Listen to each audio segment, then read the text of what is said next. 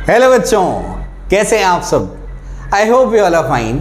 बच्चों, ट्रेलर तो देख लिया आपने, तो आइए अब मैं आपको पिक्चर दिखाता हूँ। ट्रेलर में आपने इंटरफेरेंस का ट्रेलर देखा, तो आइए अब हम लोग क्या करते हैं, इंटरफेरेंस की पिक्चर देखते हैं। तो ये जो हमारी मूवी है, ये हमारी पिक्चर जो है, ये मूवी में हीरो कौन है? इस मूवी में हीरो है डॉक्टर थॉमस यंग, ये इस पिक्चर के हीरो हैं।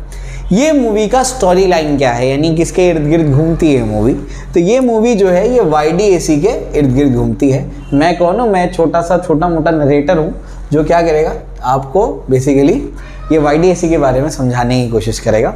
ये मूवी के 2 पार्ट आएंगे। पहला पार्ट आप अभी देख रहे हैं, इसके बाद इसका सेकंड पार्ट भी आएगा, तो उसका सीक्वल भी बनने वाला है, तो थोड़ा सा पेशेंस रखिएगा, ठीक है। चलिए, तो बेसिकली आज हम लोग क्या पढ़ने वाले हैं? आज हम लोग हमारी पिक्चर देखने वाले हैं। कौन सी पिक्चर है? जो कि हमारा इंटरफेरेंस ऑफ लाइट की पिक्चर है, YDAC एक्सपेरिमेंट के आसपास जो घूमती है। अब सवाल ये है कि सर ये YDAC एक्सपेरिमेंट है क्या? YDAC यानी Young's double slit experiment. Young's double slit experiment एक ऐसा एक्सपेरिमेंट है जो बेसिकली क्वांटम मैकेनिक्स की नींव डालता है। यंग्स डबल स्लिट एक्सपेरिमेंट एक महान एक्सपेरिमेंट है। यंग्स डबल स्लिट एक्सपेरिमेंट जो है फिजिक्स का एक टर्निंग पॉइंट माना जाता है। यंग्स डबल स्लिट एक्सपेरिमेंट ये आपको बताता है कि हाँ, न्यूटन से भी गलती हो सकती है, न्यूटन भी गलत बोल सकता है। समझ में आ गया? तो एक बहुत बड़ा एक्सपेरिमेंट है ये फिजिक्स का। ये एक्सपेरिमेंट को किया किसने? ये एक्सपेरिमेंट करने वाले थे doctor Thomas young. Doctor Thomas young जो है एक ब्रिलियंट आदमी थे, जीनियस, गिफ्टेड आदमी। इनके बारे में आपको थोड़ा सा बताता हूँ मैं। डॉक्टर थॉमस यंग जो थे, 2 साल की उम्र में इनको पढ़ना आता था जनरली। इनफैक्ट इनको पढ़ना आता था 2 साल की उम्र में, और 6 साल की उम्र तक ये बाइबल को 2 बार स्टार्ट से एंड तक रीड कर चुके थे। 13 साल की उम्र में इनको 12 से ज़्यादा लैंग्वेजेस आती थी। समझे? ये बहुत ब्रिलियंट आदमी थे doctor Thomas young. Doctor Thomas young actually medical doctor थे, एक फिजिशियन थे। ये स्पेशल इनकी स्पेशलिटी भी थी, ये कान और आँख के डॉक्टर थे। ये उस टाइम पे स्पेशलिटी थी इनकी।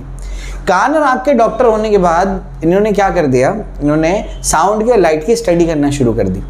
समझे?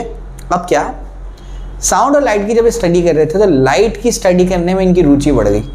अब लाइट के एक्सपेरिमेंट्स करते वक्त इन्होंने क्या कर दिया, उससे रिलेटेड फिनोमेना में ये बहुत ज़्यादा इंटरेस्ट लेना शुरू कर दी। तो मैं आपको उसके बारे में थोड़ा सा बताता हूँ। थोड़ा सा हिस्टोरिकल बैकग्राउंड इसलिए बता रहा हूँ ताकि आपको समझ में आए कि है क्या ये एक्सपेरिमेंट, वो कितना महान एक्सपेरिमेंट है ये। तो थॉमस यंग, आपको पता होगा, पता ही नहीं पता, मुझे नहीं पता, लेकिन ये पता होना चाहिए कि जो भी ऑप्टिक्स के एक्सपेरिमेंट होते हैं ना, अगर आप बड़ी कॉलेजेस में जाएंगे तो ऑप्टिक्स के एक्सपेरिमेंट जो होते हैं वो डार्क रूम्स में होते हैं। डार्क रूम डेडिकेटेड होता है लैब्स में। अगर आप डिग्री लेवल पे जाते हैं तो वहाँ पर ऑप्टिक्स के सारे एक्सपेरिमेंट्स होते हैं। तो थॉमस यंग ने भी क्या किया, अपने लैब में या जहाँ वो काम करते थे वहाँ पर उन्होंने क्या कर दिया, वहाँ पर उन्होंने एक पूरा डार्क रूम बना दिया था। उस डार्क रूम में पता उन्होंने क्या किया, उस डार्क रूम में उन्होंने एक दीवार रखी, दीवार यानी आपका स्क्रीन मान लिया उसको, और विंडो पे भी क्या कर दिया, पूरा ब्लैकआउट कर दिया विंडो को भी। और विंडो में उन्होंने क्या कर दिया, 2 पिन होल्स कर दिए थे। पिन होल्स मतलब बहुत ही छोटे छोटे पिन होती है, अपनी टाचनी कहते हैं उसको, टाचनी जो पिन्स होती है ना, तो पिन्स के जितने 2 छोटे छोटे होल्स कर दिए। उसका मैं एक आपको क्रॉस सेक्शन बताता हूँ कि था क्या एक्सपेरिमेंट में।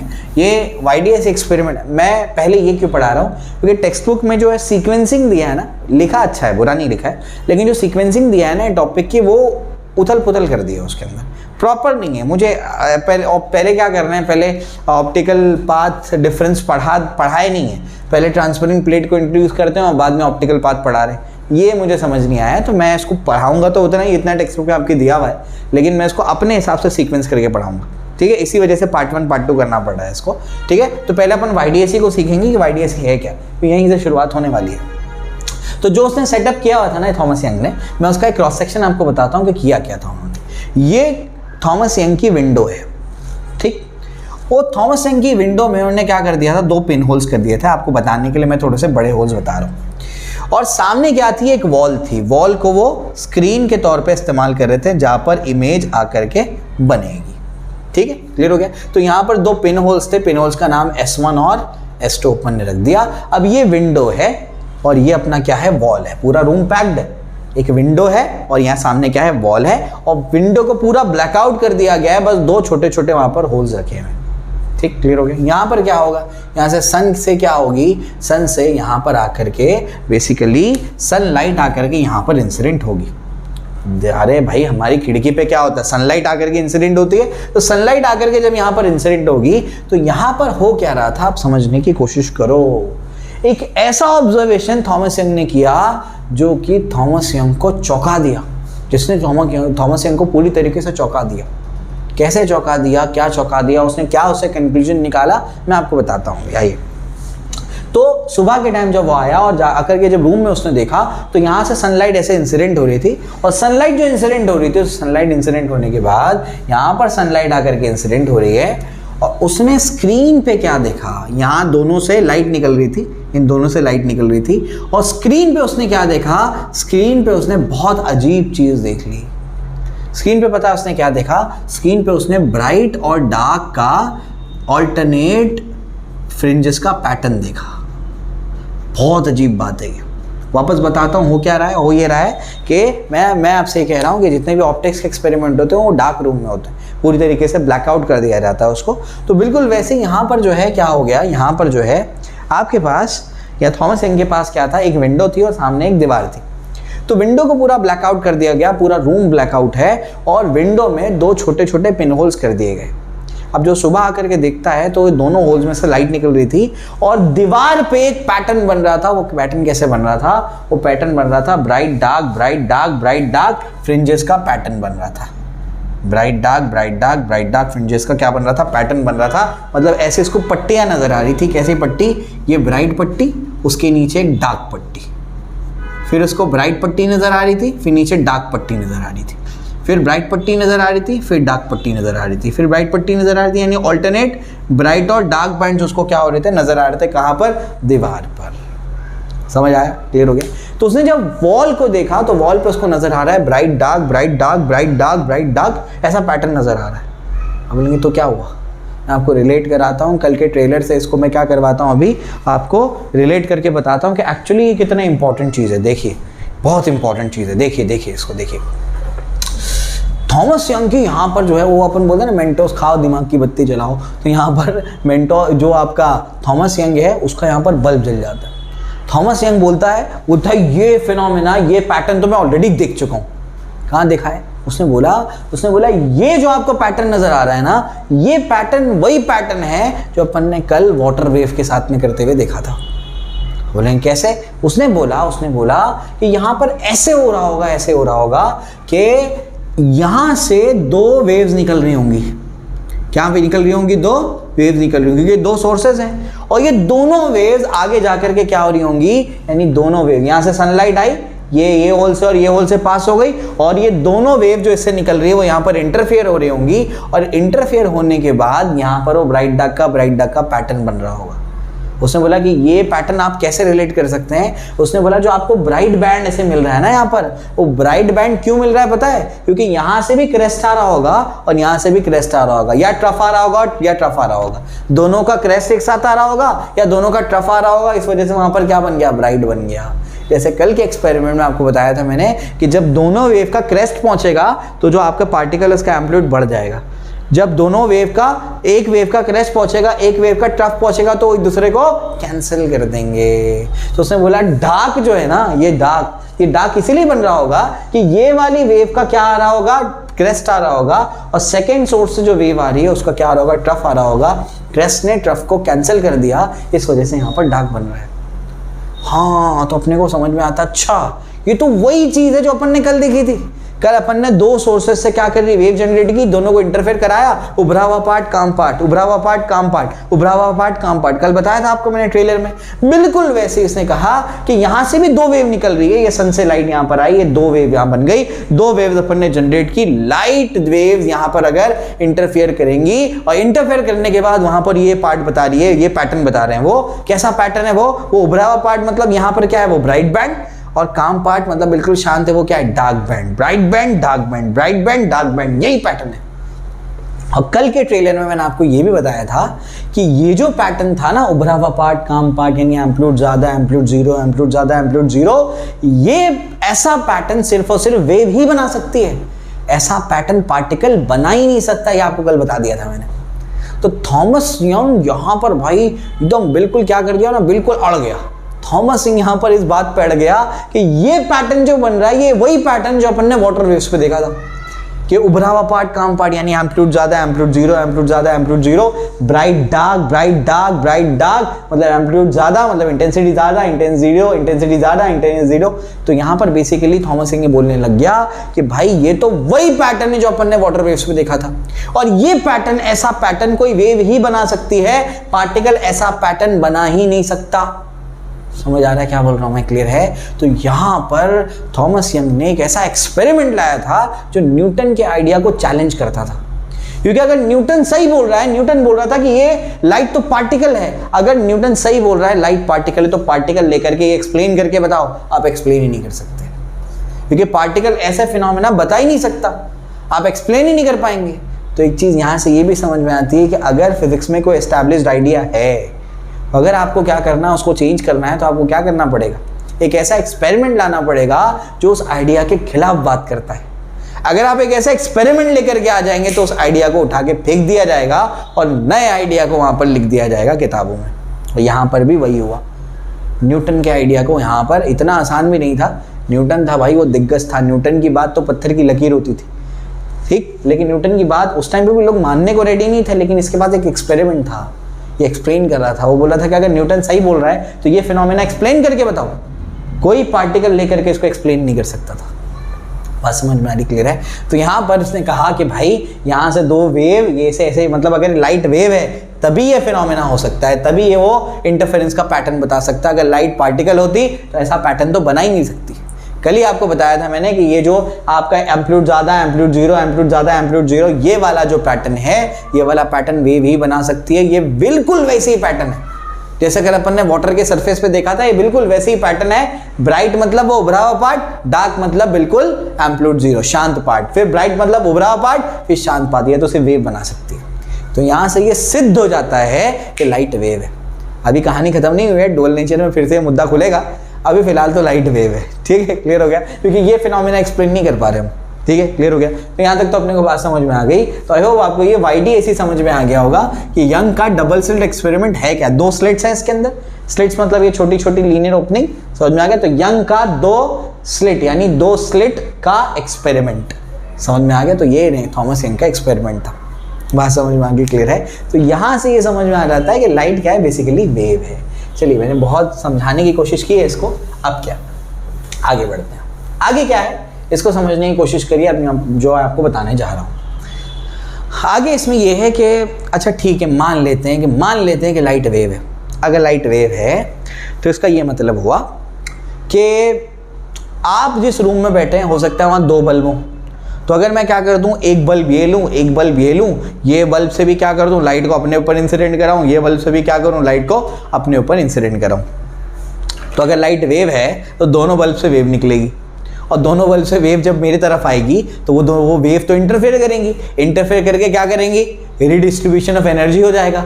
तो होना क्या चाहिए, होना ये चाहिए कि यहाँ पर मैं आपको bright dark bright dark bright dark दिखना चाहिए, क्योंकि एक का अगर क्रेस्ट आएगा यहाँ पर मान लो, तो दूसरे का यहाँ पर क्या आ जाएगा, मान लो ट्रफ आ जाएगा। तो क्रेस्ट ने ट्रफ को क्या कर दिया, कैंसिल कर दिया। तो क्रेस्ट ट्रफ कैंसिल हो जाएगा, तो इसका ये मतलब हुआ कि कोई भी दो सोर्सेज लेकर के अपन क्या कर सकते हैं, इंटरफेरेंस का पैटर्न ऑब्टेन कर सकते हैं। लेकिन ऐसा तो नजर नहीं आता। इस रूम में भी अगर यहाँ पर दो लाइट्स लगी हुई हैं, तो एक लाइट यहाँ से आ रही है, दूसरी लाइट वेव यहाँ से आ रही है, मैं यहाँ खड़े हो जाता हूँ, तो आपको क्या ब्राइट डार्क नजर आता हूँ, मैं नहीं नजर आता हूँ। तो इससे पूछा गया थॉमस यंग से, तो क्या हम लोग को नॉर्मली क्यों नहीं नजर आता। तो थॉमस यंग ने क्या कहा, थॉमस यंग ने कहा कि ये पैटर्न अगर आपको प्रॉपरली आपको ऑब्जर्व करना है तो आपको कुछ शर्तों को मानना पड़ेगा, कुछ कंडीशंस को मानना पड़ेगा। तो वो कंडीशंस क्या है, conditions to obtain good interference pattern या सस्टेन्ड इंटरफेरेंस पैटर्न, वो मैं आपको समझाऊंगा। लेकिन उससे पहले मैं आपको इंटरफेरेंस जो यहाँ पर हो रहा है लाइट का, वो मैं आपको एक्सप्लेन करता हूँ। याद रखिएगा इंटरफेरेंस और सुपरपोजिशन में ऐसा कोई खासा फर्क नहीं है, दोनों सेम चीज़ें हैं। वहाँ पर अपन क्या करते हैं, सुपरपोजिशन ऑफ वेव्स में साउंड वेव्स को ज़्यादातर क्या करते हैं, खास करके साउंड वेव्स को इंटरफेयर करा रहे थे, यहाँ पर लाइट वेव्स का इंटरफेरेंस चल रहा है। ठीक है, क्लियर हो गया। चलिए आइए, तो बेसिकली अभी हम लोग क्या करेंगे, इंटरफेरेंस को डिफाइन करेंगे। इंटरफेरेंस है क्या, फिर मैं आपको ये बताता हूँ कि नॉर्मली हमको वो पैटर्न क्यों नहीं नज़र आता, और अगर हमको पैटर्न देखना है तो हमको किन शर्तों को ओबे करना पड़ेगा। ठीक है। तो इंटरफेरेंस ऑफ लाइट क्या है इसको मैं आपको बता देता हूं। तो ये क्या है, modification in the intensity of light, modification in the intensity of light when two or more light waves interfere with each other। Modification तो हो रहा है, मॉडिफिकेशन नहीं हो रहा है। देखो अगर आप क्या करते हैं, एक ही स्लिट ले लो, बड़ी सी स्लिट ले लो, लाइट को इंसिडेंट कराओ, तो ये पूरा हिस्सा इल्यूमिनेट हो जाएगा ना, पूरा का पूरा हिस्सा इल्यूमिनेट हो जाएगा। अब आप क्या करते हो, ये सोर्स को बहुत आप क्या करते हो, दो हिस्सों में बांट देते हो। तो ये सोर्स 1 हो गया, ये सोर्स 2 हो गया। तो अब यहाँ से जब लाइट इंसिडेंट होगी तो ये एक वेव निकल रही है, यहाँ से वेव निकल रही है, यहाँ से भी वेव निकल रही है, दोनों इंटरफेयर करेंगी। तो अब ये पूरा इल्यूमिनेटेड नहीं है, पूरा ब्राइट नहीं होगा। अभी कहीं पे ब्राइट होगा, कहीं पे डार्क होगा। समझ में आ गया? कहीं पे ब्राइट होगा, कहीं पे क्या होगा, डार्क होगा। कहीं पे ब्राइट होगा, कहीं पे डार्क होगा। तो यहाँ पर मॉडिफिकेशन तो हो गया इंटेंसिटी ऑफ लाइट में, क्योंकि ये डार्क की एनर्जी कहाँ गई, तो डार्क की एनर्जी ब्राइट में चली गई। समझ में आ गया? डार्क की एनर्जी कहाँ गई, मतलब वहाँ पर डार्क है मतलब लाइट नहीं है, लाइट नहीं है मतलब एनर्जी नहीं है। तो एनर्जी कहाँ गई, एनर्जी खत्म थोड़ी हो सकती है, ना क्रिएट हो सकती है, ना डिस्ट्रॉय हो सकती। तो एनर्जी कहाँ गई, एनर्जी ब्राइट वाले के पास चलेगी। समझ में आ रहा है? तो ऐसा था कि अगर ये पूरा इल्यूमिनेशन 2 का था, तो अब क्या हो गया, ये यहाँ पर क्या हो गया, ये भी 2, ये भी 2, ये भी 2, ये भी 2, ये भी 2 पहले था। तो अपन ने ऐसे रखा हुआ था, ये 2 स्लिट्स नहीं बनाए थे। तो अब क्या हो गया, अब यहाँ पर ये वाला हो जाएगा 0, ये हो जाएगा 4, ये हो जाएगा 0, ये हो जाएगा 4, ये हो जाएगा 0, हो जाएगा 4, ये हो जाएगा, मतलब ब्राइट वाले की इंटेंसिटी बढ़ जाएगी। पहले पूरा ब्राइट था तो सब 2 के थे। अब यहाँ पर ब्राइट और डार्क आ गया तो डार्क की इंटेंसिटी 0 हो गई और ब्राइट की इंटेंसिटी 2 से मान लो 4 बन गई। समझ आ गया? तो यहाँ पर रीडिस्ट्रीब्यूशन ऑफ एनर्जी हो गया, मॉडिफिकेशन हो गया इंटेंसिटी में। समझ में आ गया? पहले पूरी इंटेंसिटी 2 2 2 2 2 की थी, लेकिन अब क्या हो गया, मॉडिफाई हो गया, 4 0 4 0 4 0 हो गया, ऐसे हो गया। ठीक है ना? तो याद रखना, डार्क वाले की एनर्जी डिस्ट्रॉय नहीं हो गई है, वो ब्राइट वाले के पास चली गई है। अब कितनी एनर्जी जाती है, इंटेंसिटी क्या होती है, उसको आगे मैं डिस्कस करूंगा। अभी तो मैंने एक रफ एग्जाम्पल दिया आपको। ठीक है, क्लियर हो गया? तो इंटरफेरेंस ऑफ लाइट का ये क्या है, बेसिकली डेफिनेशन है। अब मैं आपको 2-3 और डेफिनेशंस बता देता हूँ छोटे छोटे, जैसे कंस्ट्रक्टिव इंटरफेरेंस क्या है, ये कल भी आपको बता दिया था मैंने। कंस्ट्रक्टिव इंटरफेरेंस क्या होगा, कंस्ट्रक्टिव इंटरफेरेंस क्या होता है मैं आपको शॉर्ट में बता देता हूँ। जब क्या होगा, एक वेव, ये सेटअप अब याद कर लो भाई, पूरे चैप्टर में ये काम आने वाला है। ठीक है, जब एक वेव है, ये दूसरी वेव है, तो यहाँ से एक वेव निकली, यहाँ से एक वेव निकली। अब इसका भी यहाँ क्रेस्ट पहुँचता है और दूसरे का भी क्रेस्ट पहुँचता है, या ट्रफ इसका पहुँचता है और दूसरे का भी ट्रफ पहुँचता है। तो यहाँ पर क्या बनेगा, ब्राइट बैंड बनेगा। तो उसको क्या बोलेंगे, कंस्ट्रक्टिव इंटरफेरेंस बोलेंगे। ठीक है ना? अब अगर क्या हो जाता है, यहाँ पर इसका क्रेस्ट पहुंच जाता है और ये वाली वेव का ट्रफ पहुंच जाता है, तो यहाँ पर क्या बनेगा, डार्क बैंड बनेगा। और ये डार्क बैंड को बोलते हैं डिस्ट्रक्टिव इंटरफेरेंस, क्योंकि दूसरे को डिस्ट्रॉय कर दिया, क्रेस्ट ने ट्रफ को डिस्ट्रॉय कर दिया, इस वजह से। तो कंस्ट्रक्टिव इंटरफेरेंस कब होगा, जब फर्स्ट वेव का क्या होगा, जो पहले सोर्स से वेव निकल रही है उसका भी क्रेस्ट और दूसरे सोर्स से जो वेव निकल रही है उसका भी क्रेस्ट, जब दोनों की क्रेस्ट क्या हो जाएंगे, कोइंसाइड हो जाएंगे, या दोनों के ट्रफ कोइंसाइड हो जाएंगे, तो क्या बनेगा, ब्राइट बैंड। और जब ब्राइट बैंड बनेगा तो बोलेंगे कंस्ट्रक्टिव इंटरफेरेंस है। और जब एक वेव का क्रेस्ट पहुंचेगा और दूसरी वेव का ट्रफ पहुंचेगा, तो दोनों एक दूसरे को कैंसिल कर देंगे, तो उसको बोलेंगे डिस्ट्रक्टिव इंटरफेरेंस। वहां पर क्या बनेगा, डार्क बैंड बनेगा।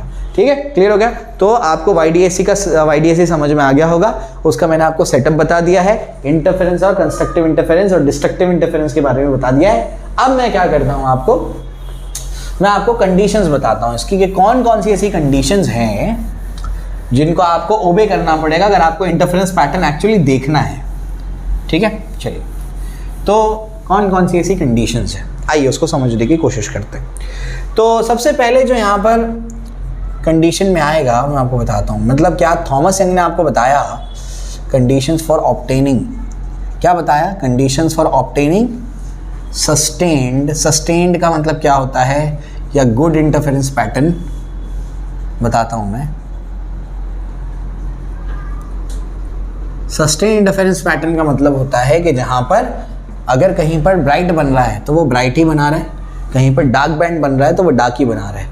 ये अपना सेटअप है, इसको याद कर लो, बहुत काम की चीज़ है ये, पूरे चैप्टर में हर न्यूमेरिकल में यही चलने वाला है, ठीक है। YDSC फेवरेट क्वेश्चन है एंट्रेंस एग्जाम में, आता ही है इस पे सवाल, CET वाले तो बहुत अच्छे से करके जाएं इसको, ठीक है। चलिए भाई आइए, तो बेसिकली यहाँ पर सोर्स S1 है, यहाँ पर सोर्स क्या है आपका S2 है, तो ये ऐसे है और ये आपका पास क्या है ऐसे है, ठीक है, इस तरीके से। तो यहाँ पर मैं समझाने की कोशिश कर रहा हूँ कि यहाँ पर अभी क्या बन गया, मान लो ब्राइट बैंड कैसे बना होगा, इसका भी क्रेस्ट आया होगा, इसका भी क्रेस्ट, या उसका ट्रफ इसका ट्रफ, ऐसे बना होगा ब्राइट। तो अभी ब्राइट बन रहा है, ये सेकेंड पे ब्राइट बन रहा है, नेक्स्ट सेकेंड पे यहाँ पर डार्क नहीं बनना चाहिए, फिर अगले सेकेंड पे ब्राइट बन गया, फिर डार्क बन गया, फिर ब्राइट बन गया, फिर डार्क बन गया, ऐसा नहीं होना चाहिए। तो ये सस्टेन इंटरफेरेंस पैटर्न नहीं है। सस्टेन इंटरफेरेंस पैटर्न का मतलब ये है कि अगर यहाँ पर ब्राइट बन रहा है तो नेक्स्ट सेकेंड में भी ब्राइट ही रहे, नेक्स्ट सेकेंड में भी ब्राइट ही रहे, उसके बाद भी ब्राइट ही रहे, यानी जहाँ ब्राइट बना हुआ है वहाँ ब्राइट बना रहे हैं, जहाँ पर डार्क बैंड बना हुआ है वहाँ डार्क बैंड बना रहे हैं, जहाँ ब्राइट बना हुआ है ब्राइट बना रहे हैं, जहाँ डार्क बना हुआ है वहाँ डार्क बना हुआ है। समझ आया, क्लियर हो गया। तो इस तरीके से ऐसे पैटर्न को क्या बोलते हैं, सस्टेन इंटरफेरेंस पैटर्न।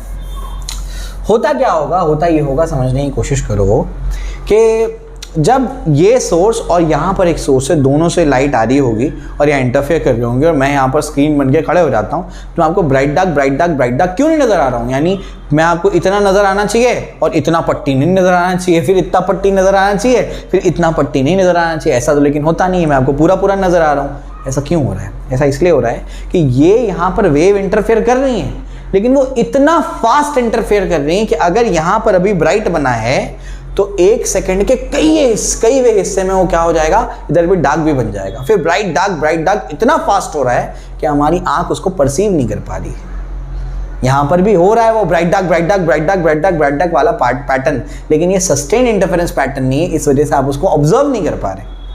समझ आ रहा है, यानी आप भी जिस रूम में बैठे हैं और उस रूम में अगर दो लाइट्स है तो दोनों लाइट से वेव निकल करके इंटरफेयर हो रही हैं और हर सेकंड में आप कैसे नजर आ रहे हैं। अगर आपको बहुत स्लोली देखा जाए तो आप कैसे नजर आएंगे, ब्राइट डार्क नजर आएंगे। इतनी पट्टी दिखेगी, फिर इतना हिस्सा आपका नहीं दिखेगा, फिर इतना हिस्सा दिखेगा, फिर इतना हिस्सा नहीं दिखेगा, लेकिन ऐसा होता नहीं है। हमको तो आप पूरे नजर आते हैं, मैं आपको पूरा नजर आ रहा हूँ। क्यों? क्योंकि ये जो पैटर्न बन रहा है, यहाँ अगर ब्राइट बन रहा है तो एक सेकंड के कई हिस्से में वहाँ डार्क बन गया, फिर ब्राइट बन गया। मतलब अभी मेरे बोलने में कितनी बार ये ब्राइट डार्क हो चुका है कि हमारी आंख उसको परसीव नहीं कर पा रही। समझ आ रहा है? अगर 1/10 सेकेंड से ज़्यादा स्पीड पे कोई ऑब्जेक्ट को चलाया जाए, हम उसको डिस्टिंग्विश नहीं कर पाते। जैसे एक अगरबत्ती होती है, अगरबत्ती आप जैसे उसको जलाएंगे तो रेड नज़र आता है, आप उसको घुमाओ तो आपको वो सर्कल नज़र आता है, जबकि सर्कल होता नहीं है। समझ आ रहा है क्या बोल रहा हूँ मैं? बिल्कुल ऐसे ही। क्यों? क्योंकि हमारी आंख जो है उसकी लिमिटेशन है, 1/10 सेकेंड से फास्ट अगर आप करेंगे उसको तो हम उसको परसीव नहीं कर पाते। तो इसी वजह से यहाँ पर भी पैटर्न बन रहा है, ब्राइट डार्क वाला पैटर्न बन रहा है, लेकिन हम उसको परसीव नहीं कर पा रहे, हमारी आंख उसको समझ नहीं पा रही। अब अगर हमको ये पैटर्न देखना है तो हमको कुछ शर्तों को मानना पड़ेगा। वो शर्तें क्या हैं? उसमें से सबसे पहली शर्त मोस्ट इंपॉर्टेंट कंडीशन है, बाकी सब तो कंट्रास्ट के लिए है, पैटर्न को अच्छा दिखाने के लिए। सबसे पहली शर्त ही इंपॉर्टेंट है। सबसे पहली शर्त क्या है? सबसे पहली शर्त है sources must be coherent. Sources क्या होने चाहिए? कोहेरेंट होने चाहिए। सोर्सेस कोहेरेंट होने चाहिए। आप बोलेंगे सर ये क्या भला है कोहेरेंट सोर्सेस? अभी मैं आपको बताता हूँ कोहेरेंट सोर्सेस क्या है। कोहेरेंट सोर्सेस का मतलब होता है ऐसे सोर्सेस जिनमें जो फेज डिफरेंस हो वो 0 हो या कांस्टेंट हो और फ्रीक्वेंसी दोनों की सेम हो। कोहेरेंट सोर्सेस क्या होते हैं? Sources having same frequency and 0 और कांस्टेंट फेज डिफरेंस। समझे क्या बोल रहा हूं मैं? Sources having same frequency and 0 और कांस्टेंट फेज डिफरेंस। सोर्सेस की फ्रीक्वेंसी सेम होनी चाहिए या और 0 कांस्टेंट में फेज डिफरेंस होना चाहिए। कुछ भेजे में नहीं आता है बच्चों के, ये बहुत सारा कन्फ्यूजन होता है, मैं पूरे कन्फ्यूजन निकालता हूँ आपके। ठीक है, चलिए मैं आपको समझाता हूँ, आप लोग ये लिख लीजिएगा, मैं इसको रब करता हूँ, मैं आपको कोहेरेंसी के बारे में समझाता हूँ। ठीक है, 0 और कांस्टेंट फेज डिफरेंस का मतलब क्या है? और फ्रीक्वेंसी सेम होनी चाहिए, जब भी कोई भी दो सोर्स की फ्रीक्वेंसी कभी भी सेम नहीं हो सकती, ध्यान रखिएगा इसको। मान लीजिए कि आपके पास क्या है, दो रनर्स है, रनर 1 और रनर 2 मान लीजिए। अब क्या होता है, दोनों में अपने को तालमेल बैठाना है। अब तालमेल आप कैसे बैठाएंगे, समझिए उसको। जब आपको इसमें तालमेल बैठाना है तो आप क्या बोलते हो, जब रनर 1 क्या करेगा, अपना राइट लेग उठाएगा, तो रनर 2 को भी अपना क्या करना है, राइट लेग उठाना है। ठीक है ना? तो होगा क्या, इसका भी राइट, इसका भी राइट, इसका लेफ्ट तो इसका left, right right left left right right left left. समझ में आ गया? इसको बोलते हैं condition of zero phase difference. दोनों में कोई भी फेज डिफरेंस नहीं है। Right right left left right right left left. समझ आ रहा है क्या बोल रहा हूं मैं? ये दोनों रनर्स में जीरो फेज डिफरेंस है। समझ में आ गया? इसने भी राइट उठाया, उसने भी राइट, इसने भी लेफ्ट, उसने भी लेफ्ट। समझ में आया? क्लियर हो गया। अब मैं सेकंड सिनेरियो लेता हूं। सेकंड सिनेरियो में क्या होगा? आई होप समझ में आ गया होगा ये। सेकंड सिनेरियो में लेता हूं। सेकंड सिनेरियो में क्या होगा? सेकंड सिनेरियो में समझिए, ये अपना राइट लेग उठाता है, वो लेफ्ट लेग उठाता है। ये लेफ्ट लेग उठाता है, वो राइट लेग उठाता है। तो right left left right right left left right right left left right. समझ में आ रहा है? यानी दोनों में फेज डिफरेंस तो है, दोनों एकदम साथ साथ में नहीं चल रहे हैं, लेकिन कांस्टेंट फेज डिफरेंस है। ये राइट उठाएगा तो वो लेफ्ट ही उठाएगा, ये लेफ्ट उठाएगा तो वो राइट ही उठाएगा। समझ में आ गया? तो उसको बोलते हैं क्या? ये सिचुएशन है आपका कांस्टेंट फेज डिफरेंस का। क्या सिचुएशन है? कांस्टेंट फेज डिफरेंस का। ठीक है, क्लियर हो गया? अब क्या? अब मैं आपको तीसरा सिचुएशन बताता हूं। तीसरा सिचुएशन क्या है? जिसमें ना जीरो फेज डिफरेंस है ना कांस्टेंट फेज डिफरेंस है, इसमें वेरिएबल फेज डिफरेंस। कैसे? बहुत आसान है। एक की स्पीड ज़्यादा, एक की स्पीड कम। इसने कभी राइट उठाया तो उसने लेफ्ट उठाया, उसने राइट उठाया तो इसने कभी राइट उठाया, उसने लेफ्ट उठाया तो इसने अपने राइट उठा लिया। कुछ समझ में आ रहा है? यानी कोई भी तालमेल यहाँ पर बैठा हुआ नहीं है। तो इसको बोलते हैं नॉन कोहेरेंट सोर्सेस। ये कैसे सोर्स हो गए? नॉन कोहेरेंट यानी इनमें जो फेज डिफरेंस है वो कैसा है? इनमें जो फेज डिफरेंस है वो बेसिकली वेरिएबल फेज डिफरेंस है। आप बोलेंगे सर ये क्या पढ़ाने लग गए आप, ये रनर कहाँ से आ गए? अभी मैं आपको समझाता हूँ। मैंने क्या लिखा है कि sources must B coherent. Sources coherent होना चाहिए। तो कोहेरेंट सोर्सेज का मतलब या तो सेम फ्रीक्वेंसी के हों, फ्रीक्वेंसी पे आऊँगा मैं अभी, और उनका क्या होना चाहिए? Same frequency, zero constant phase difference. समझ में आ गया? तो यहाँ पर क्या है? दो कंडीशंस है, एक फेज डिफरेंस से रिलेटेड और एक फ्रीक्वेंसी से रिलेटेड। तो फ्रीक्वेंसी सेम होना चाहिए और जीरो कांस्टेंट फेज डिफरेंस होना चाहिए उनके बीच में। मैं समझाता हूँ आपको। ये आपका सेटअप है, ये आपका सोर्स 1, ये सोर्स 2 यानी स्लिट 1 स्लिट 2 ऐसा है, और ये आपका क्या है? स्क्रीन है। ये दो स्लिट्स जो है दो रनर्स के जैसे हैं। अगर मैं जीरो फेज डिफरेंस चाहता हूं तो इसका मतलब ये है कि जब इसका क्रेस्ट निकलेगा ना तो इसका भी क्रेस्ट निकलेगा, जब इसका ट्रफ आएगा ना तो इसका भी ट्रफ आएगा, इसका क्रेस्ट तो इसका क्रेस्ट, इसका ट्रफ तो इसका ट्रफ। समझ आ रहा है क्या बोल रहा हूं मैं? तो ये ऐसा है और ये इस तरीके से जीरो, इसको क्या बोलते हैं? Zero phase difference. ये जीरो फेज डिफरेंस वाली कंडीशन है। समझ आ रहा है क्या बोल रहा हूँ मैं? क्लियर है? तो सोर्सेस कोहेरेंट होने चाहिए, यानी क्या? या तो उनमें जीरो फेज डिफरेंस हो। जीरो फेज डिफरेंस मतलब क्या? इसका भी क्रेस्ट, उसका भी क्रेस्ट, इसका ट्रफ, उसका ट्रफ। समझ में आ गया? तो जीरो फेज डिफरेंस है। तो ऐसे सोर्स होंगे तब आपको वो पैटर्न मिलेगा। या फिर कांस्टेंट फेज डिफरेंस होना चाहिए। कांस्टेंट फेज डिफरेंस मतलब क्या? अगर इसका क्रेस्ट निकलेगा तो उसका ट्रफ निकलेगा, इसका ट्रफ निकलेगा तो उसका क्रेस्ट निकलेगा, इसका क्रेस्ट निकलेगा तो उसका ट्रफ निकलेगा, इसका ट्रफ निकलेगा तो उसका क्रेस्ट निकलेगा। इस तरीके से। समझ में आ गया? तो ये कैसे सोर्सेज हैं? ये कांस्टेंट फेज डिफरेंस वाले सोर्सेज हैं। समझ आ रहा है? तो अगर आपको ये इंटरफेरेंस पैटर्न यहाँ पर चाहिए तो इंटरफेरेंस पैटर्न को ऑब्टेन करते वक्त आपको या तो जीरो फेज डिफरेंस चाहिए या तो कांस्टेंट फेज डिफरेंस चाहिए। बस समझ में आ रही क्या बोल रहा हूँ मैं? क्लियर है? तो जीरो फेज डिफरेंस या फिर क्या है आपका? Constant phase difference. अब मैं फ्रीक्वेंसी पे आता हूँ। आई होप आपको समझ में आ गया होगा। अगर आप चाहते हैं कि आपको सस्टेन इंटरफेरेंस पैटर्न मिले, यहाँ पर रुका हुआ ब्राइट और डार्क बैंड मिले, यहाँ ब्राइट है तो यहाँ ब्राइट ही बना रहे हैं, यहाँ डार्क है तो डार्क ही बना रहे हैं, तो bright dark bright dark bright dark sustained हो, तो आपको क्या करना पड़ेगा? कोहेरेंट सोर्सेज लेने पड़ेंगे। और कोहेरेंट सोर्सेज का मतलब क्या होता है? जीरो फेज डिफरेंस या कांस्टेंट फेज डिफरेंस। अब मैं आता हूँ फ्रीक्वेंसी पे। फ्रीक्वेंसी जो है वो कोई भी दो अलग अलग सोर्सेज की सेम नहीं हो सकती। जबकि अगर आपके पास दो बल्ब है, दोनों पे लिखा हुआ है 60 वॉट का इसके अंदर पावर है, 60 वॉट का पावर ये देते हैं, तो भले 60 वॉट लिखा है लेकिन दोनों से जो लाइट निकल रही है उसकी फ्रीक्वेंसी सेम नहीं हो सकती। क्यों नहीं हो सकती? क्योंकि लाइट निकलती है पार्टिकल्स के वाइब्रेशन से। पार्टिकल्स यानी खास करके इलेक्ट्रॉन्स के वाइब्रेशन से।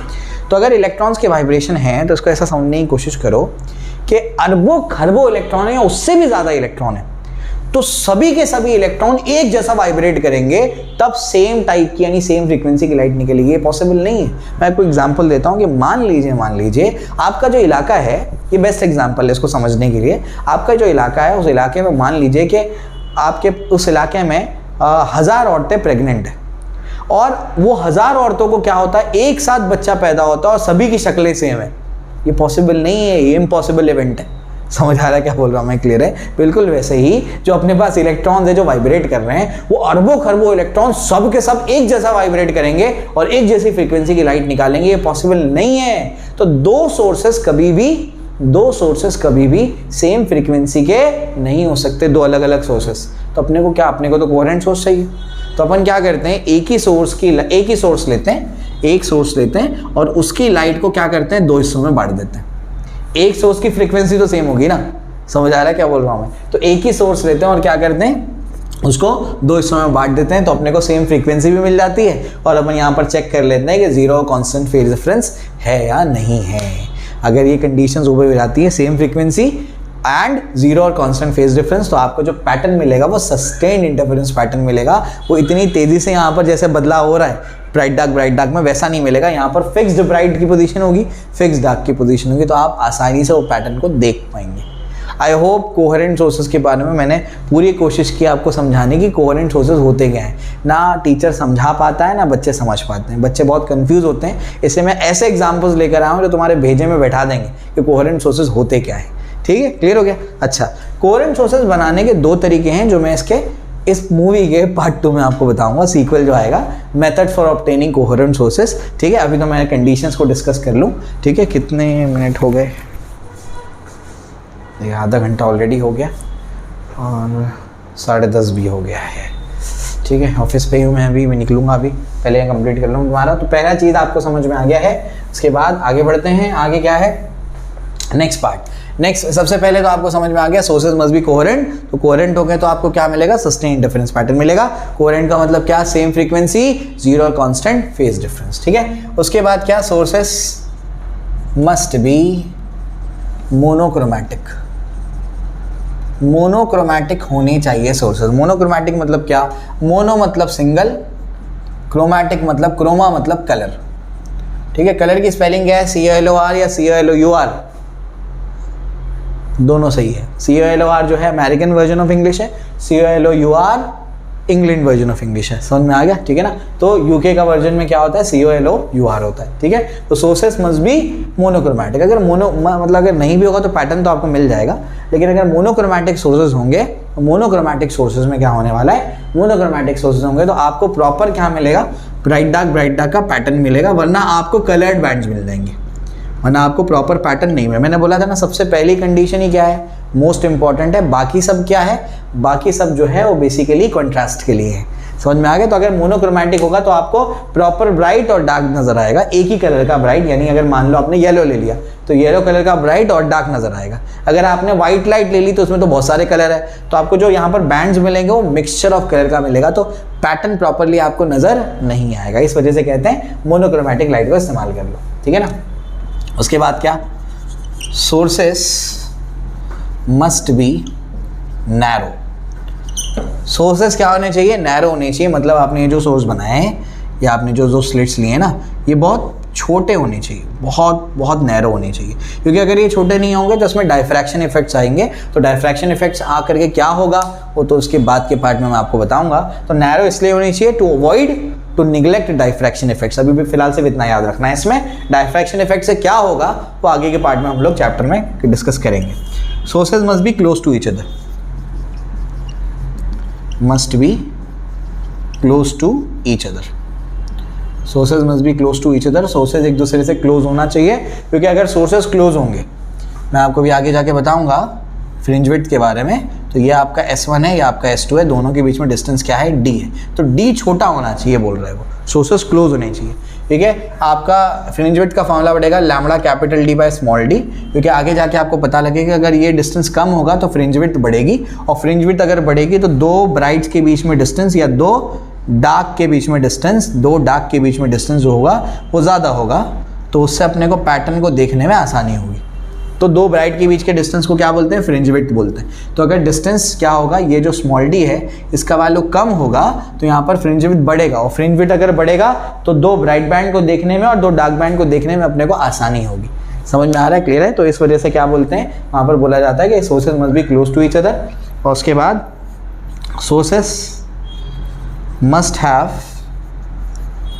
इक्वल एम्पलीट्यूड, ये समझा देता हूँ, बस यही पॉइंट याद रखने, और अगर टेक्स्ट बुक में दिया भी है तो याद नहीं करना है, ठीक है, बस ये 5 पॉइंट सफिशिएंट है। Sources must have equal amplitude, sources का एम्पलीट्यूड इक्वल होना चाहिए, क्योंकि एम्पलीट्यूड इक्वल होगा तो इसका एम्पलीट्यूड मान लो 5 है, इसका एम्पलीट्यूड मान लो क्या है आपका, इसका भी 5 है, इसका क्रेस्ट पहुंचा, इसका ट्रफ पहुंचा, तो दोनों मिलकर के क्या करेंगे, 5 ने 5 का क्रेस्ट 5 का ट्रफ, तो एक दूसरे को क्या करेंगे, काट देंगे, ठीक है। तो यहाँ पर आपको क्या मिलेगा, डार्क बैंड मिलेगा, डार्क बैंड मिलेगा। लेकिन अगर इसका एम्पलीट्यूड 5 है, उसका एम्पलीट्यूड 3 है, तो 5 क्या करेगा, 3 को काटेगा, लेकिन आपको 2 के एम्पलीट्यूड का यहाँ पर क्या मिलेगा, डार्क नहीं मिलेगा, डार्क बैंड तो मिलेगा नहीं। डार्क कब मिलेगा, जो पूरी तरीके से एक दूसरे को खत्म कर दें। इसका 5 से 3 को काट पाएगा, 2 तो एम्पलीट्यूड बचेगा, वो 2 एम्पलीट्यूड की वजह से यहाँ पर डार्क बैंड नहीं मिलेगा, यहाँ पर आपको लेस ब्राइट मिलेगा। क्या मिलेगा, लेस ब्राइट। तो पैटर्न कैसे होगा, ब्राइट डार्क वाला पैटर्न नहीं होगा, पैटर्न कैसा होगा, ब्राइट और लेस ब्राइट, ब्राइट और लेस ब्राइट, ऐसे पैटर्न होगा। बात समझ में आ रही क्या बोल रहा हूँ मैं, क्लियर है। तो अगर इक्वल एम्पलीट्यूड नहीं होगा तो क्या पैटर्न नहीं मिलेगा, पैटर्न मिलेगा। कोहेरेंट कर दो, पैटर्न मिलेगा आपको। समझ आ रहा है क्या बोल रहा हूँ मैं, क्लियर है। कोहेरेंट ही सबसे ज्यादा इंपॉर्टेंट कंडीशन है, बाकी सब कॉन्ट्रास्ट के लिए। पैटर्न मिलेगा, लेकिन अगर इक्वल एम्पलीट्यूड नहीं होगा तो पैटर्न मिलेगा ब्राइट और लेस ब्राइट का, जबकि हमको क्या चाहिए, ब्राइट और डार्क का पैटर्न चाहिए। समझ में आया, क्लियर है। अब अपन कोहेरेंट सोर्सेस कैसे ऑब्टेन करेंगे, यहाँ से मैं नेक्स्ट पार्ट में आपको कराऊंगा, जो उसका एनालिटिकल ट्रीटमेंट वाला है, फ्रिंज विड्थ का डेरिवेशन है, और बाकी जो चीज़ें हैं मैं आपको नेक्स्ट पार्ट में करा दूंगा। आई होप आपको समझ में आया होगा। अगर कोई कंफ्यूजन हो तो कमेंट सेक्शन में मुझे बताइए, और अपने दोस्तों के साथ में उसको शेयर करिए, ताकि हम ज़्यादा से ज़्यादा लोगों की हेल्प कर पाएँ। Okay, thank you.